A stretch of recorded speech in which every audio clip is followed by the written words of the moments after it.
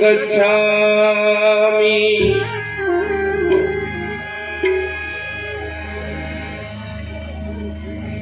गुरु तुम्हारे चरण की रज मस्तक लई धार, मेरे जीवन रूपी नाव को गुरु करो ज्ञान से पार। कुछ गायक कहते हैं कि गुरु तुम्हारे चरण की रज मस्तक लई धार, और नाव पड़ी मझधार में जाके के लगइयो पार। यदि नदी में नाव है तो केवट पार करेगा, गुरु पार करने नहीं जाएंगे। तब इस लाइन को चेंज किया गया है। परम श्रद्धे सुमन प्रताप बौद्ध गुरु जी ने इस लाइन को चेंज किया गया और उन्होंने लिखा कि गुरु तुम्हारे चरण की रज मस्तक लई धार, मेरे जीवन रूपी नाव को गुरु करो ज्ञान से पार। बोलिए वो तो भगवान की, ये हमारी तुम्हारी जीवन रूपी नैया है, इसको तो गुरु ज्ञान के से ही पार कर सकते हैं। यदि नदी के बीच नाव है तो केवट पार करेगा, गुरु पार करने नहीं जाएंगे। ध्यान रखना। इसलिए आज ऐसा माहौल बन चुका है, जन जन छोटे बच्चे ज्यादा जागृत हो रहे हैं, और जो हमारे बुजुर्ग हैं उनकी तो बात गुजर चुकी। हाँ, हमें जो आगे सिखाना है नई पीढ़ी, जो भी नई पीढ़ी हमारी है वो जागृत होती जा रही है, और उनके मुख से निकले तो जय भीम निकले। तब कहते हैं कि सुन लो 85 लोगों, सुन लो 85 लोगों, बात है बड़े काम की, और बाबा की तो खाए कमाई, जय बोले श्री राम की। बाबा साहब का तो आरक्षण खाते हैं, वो हमारे बुजुर्ग क्योंकि उनके दिमाग में तो वही मसाला भरा हुआ है पुराना, तो वही तो निकालेंगे। हाँ, तो कि आजकल हमारे बुजुर्गों से कहो जय भीम तो कर देते, जय श्री राम कर देते हैं। तो मैं आप लोगों से कहना चाहता हूँ, बाबा साहब ने देखिए क्या क्या हमें दिया। कहना है कुलदीप भैया कि बाबा की कलम ने तो, बाबा की कलम ने तो कानून बनाया है।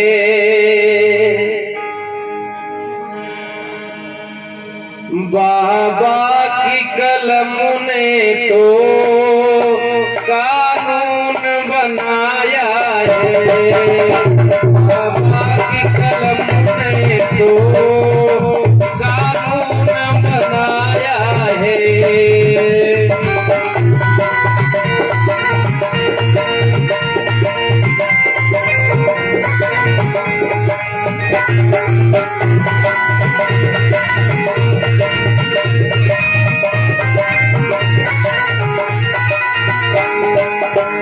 बाबा की कलम ने तो कानून बनाया है।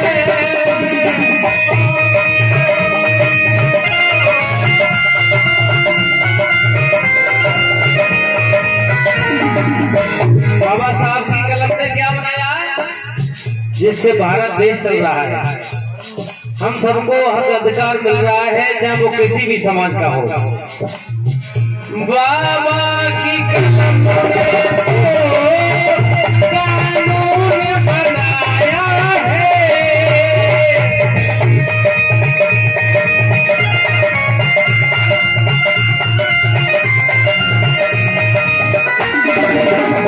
और हम सबसे सोई रहे, सदियों से सोई रहे, हम बाबा की कलम ने तो कानून बनाया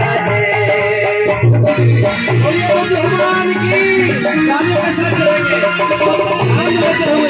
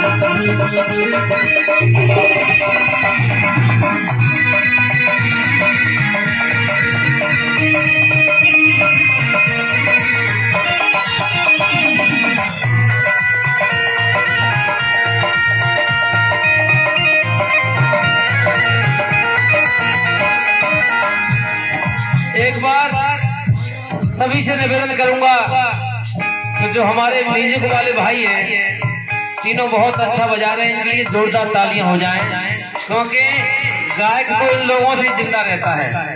हाँ, ये गायक की जान होते हैं। ये क्या कहना है कुलदीप भैया? गानो भी मुन हमें शिक्षा ना मिलती,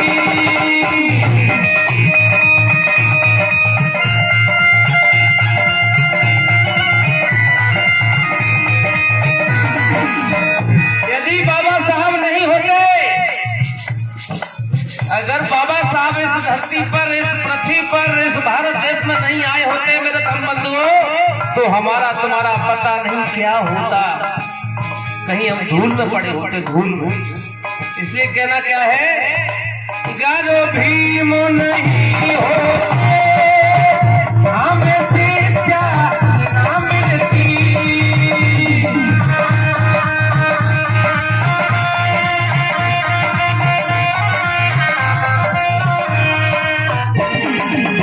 यदि बाबा साहब ना होते तो हमें तुम्हें शिक्षा ये मिलती नहीं। कि शिक्षा होती क्या है, शिक्षा कहते किसको हैं, हमें पता नहीं था। इसलिए देशराज आपको आवाज दे रहा है मुरैना की धरती से। मैं भी एक बोध गाता वाचक हूँ। यहाँ पे कथा चल रही है हमारे गुरुदेव सुमन प्रताप बौद्ध जी की, जो कथा सम्राट है। इसलिए मैं आप लोगों से कह देना चाहता हूं, अगर भीम नहीं होते तो हमें तुम्हें शिक्षा नहीं मिलती। बाबा की कलम में तो, बाबा की कलम में तो शिक्षा दिलाया है, बाबा की कलम में तो कानून बनाया है।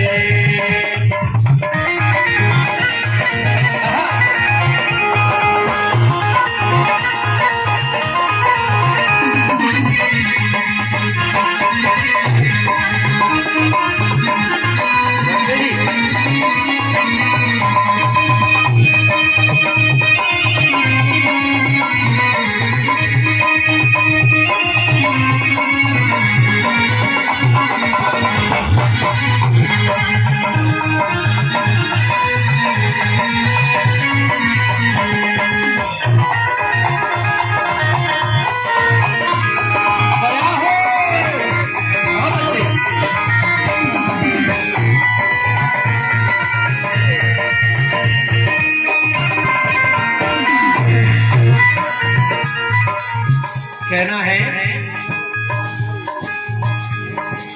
बाबा साहब कहते थे, ए मेरे समाज के लोगों, तुम्हें जगना होगा, यदि तुम नहीं जगे तो पता है इंसान से फिर जानवर बन जाओगे, नहीं जगे तो। अभी तो मैंने तुम्हें जानवर बना दिया है। तब कहते हैं, रोते हुए से हंसाया वो मुस्कान गवाह है, जानवर से बन गए इंसान गवाह है, भीम से बढ़कर के होगा ना कोई ज्ञानी, इस बात के लिए तो भारत का संविधान गवाह है। इस बात के लिए भारत का संविधान गवाह है। अगर बात अच्छी लगे तो ताली खुल के बजाया करो। अगर कोई गाय के या कथा वाचक के बाद शब्द दिल के आर पार उतर जाए तो ताली खुल के बजना चाहिए। इसलिए कहना क्या है, बाबा की कलम ने तो, बाबा की कलम ने तो कानून बनाया है।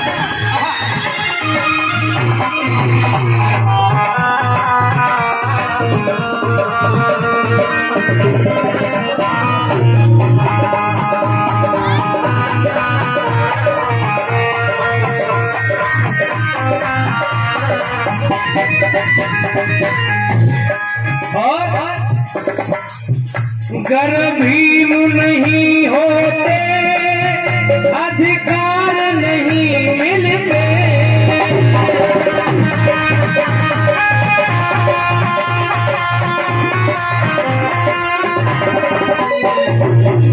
मेरे समाज के लोगों, अगर बाबा साहब नहीं होते तो मैंने हक ए अधिकार तुम्हें मिलते नहीं। ना तो राम ने दिया है, ना कृष्ण ने दिया है, ना दिगंबर ने दिया है, ना पैगंबर ने दिया है, ना विष्णु ने दिया है, ना शंकर ने दिया है, ना कलेक्टर ने दिया है, ना मिनिस्टर ने दिया है, ना एक्टर दिया है, ना कमिश्नर ने दिया है, ना तो जितेंद्र ने दिया है, ना धर्मेंद्र ने दिया है। अरे जो कुछ भी हमें दिया है तो अम्बेडकर ने दिया है, बाबा साहब ने दिया है हमें। इसलिए कहना है क्या, गर भीम नहीं हो अधिकार नहीं मिलते,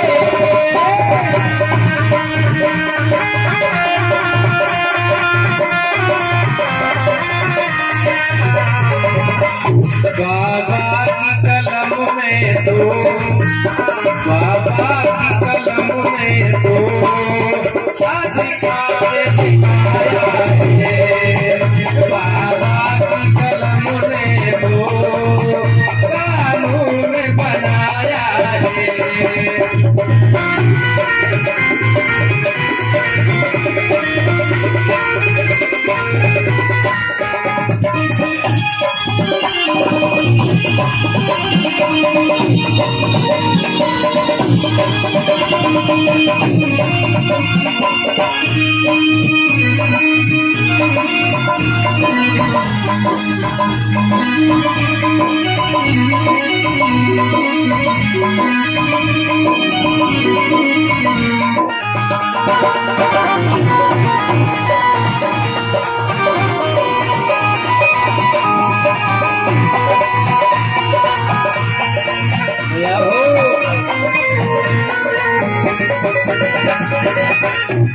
और हमें अधिकार मिले तो बाबा साहब की देन है।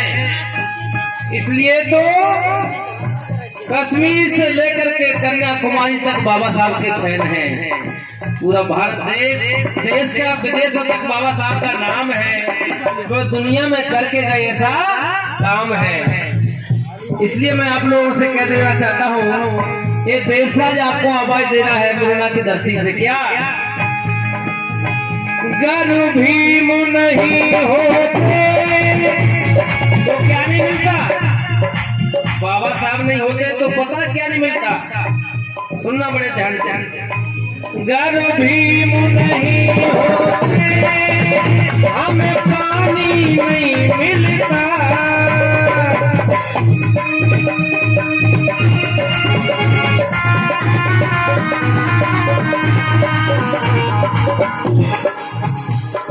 अगर बाबा साहब ना होते तो हमें पीने के लिए पानी नहीं मिलता।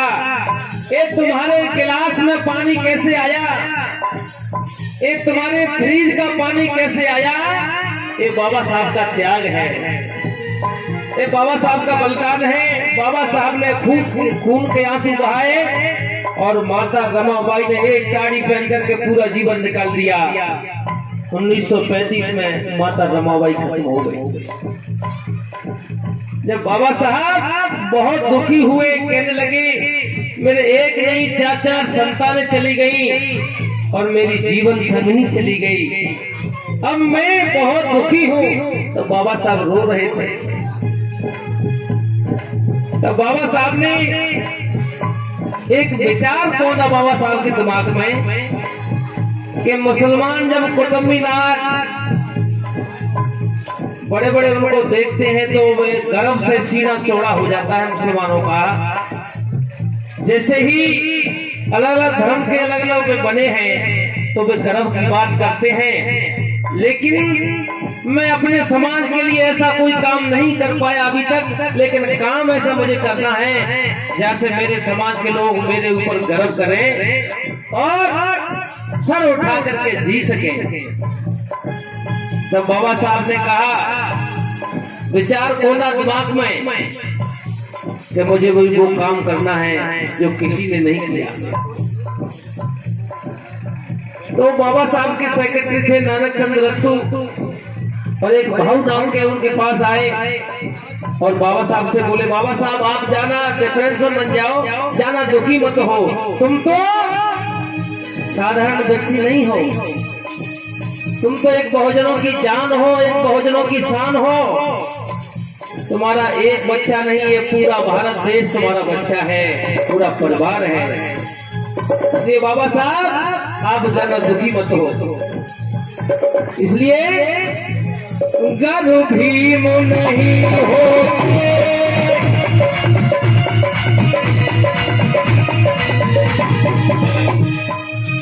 गर्व भीम नहीं होते, तुम्हें पानी नहीं मिलता।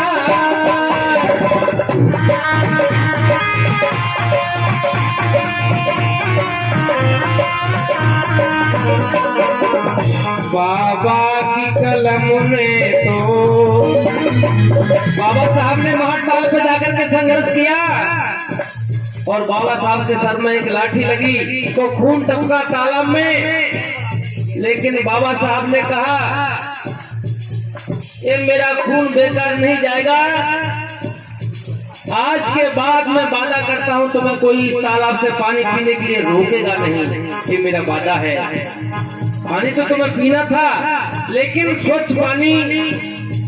बाबा साहब ने मंदिरों के ताले खुलवाया, आपको पानी पिलवाया, तब ये गीत बनाया है। ये देशराज बहुत आपको आवाज दे रहा है। बाबा की कलम ने तो, बाबा की कलम ने तो कानून बनाया है, बाबा की कलम ने तो कानून बनाया है।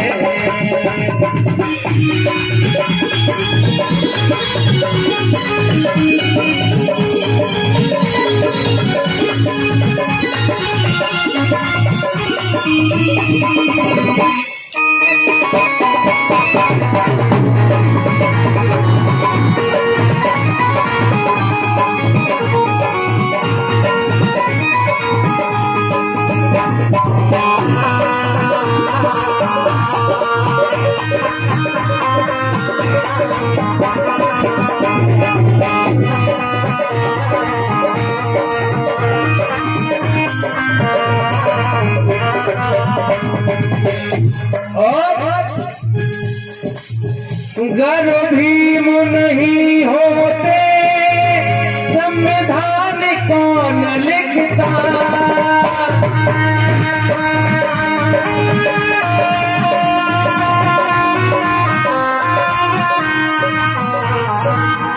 गर्व भीम नहीं होते, संविधान कौन लिखता।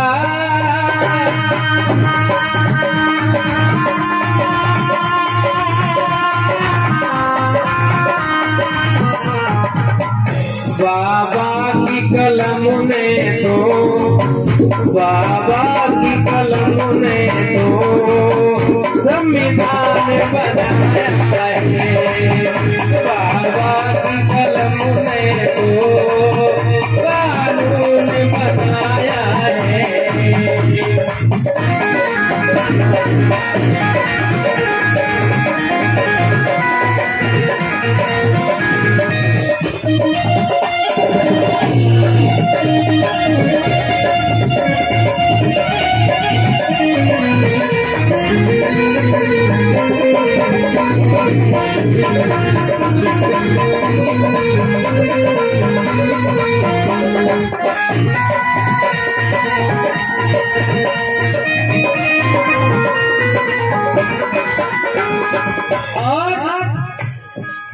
ए मेरे पिता श्री बुजुर्गों, माता बहनों, नौजवान भाई, छोटे छोटे बच्चे चोरनी ढलने की तरह। हाँ, छोटे बच्चे नहीं होंगे तो बड़े कहाँ से होंगे, और बड़े नहीं होंगे तो छोटे कहाँ से होंगे। सब कहते हैं शब्द का मेल है, शब्द का खेल है, और शब्द से बच्चा पास हो जाए, शब्द से हो जाए फेल है। सब खेल शब्द का ही है, क्योंकि शब्द संभाल के बोलिए, और शब्द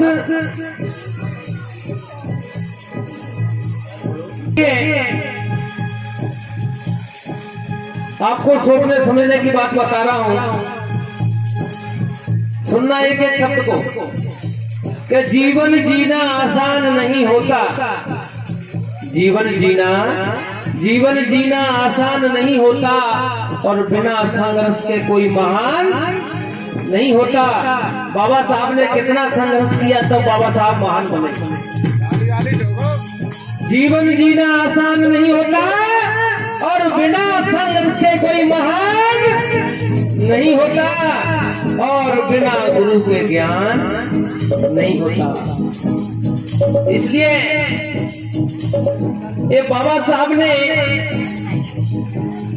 मैं आप लोगों से बता देना चाहता हूं कि किसी ने वेद बनाया, किसी ने पुराण बनाया।